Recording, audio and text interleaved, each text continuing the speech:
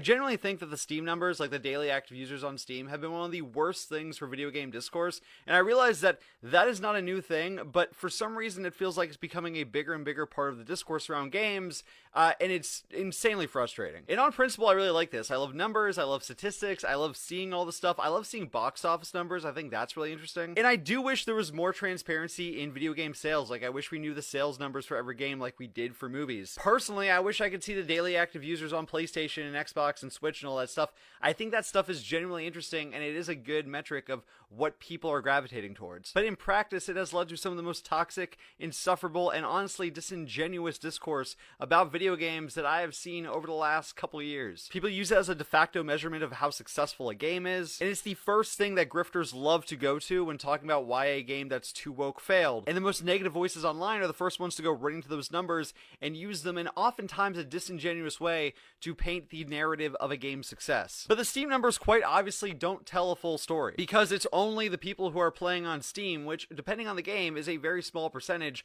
of the overall base of people who are playing that game. It obviously doesn't account for anyone who's playing on console, but also doesn't account for everyone who's playing on PC, because there's other storefronts like the Epic Games Store that people could be buying and playing the game on. And yet so often it's used to create a negative narrative about a game that's oftentimes very unwarranted. And this is why we can never have nice things. But what do you think? Are the Steam numbers a net positive or a net negative? Let me know in the comments. If you haven't already, give me a follow.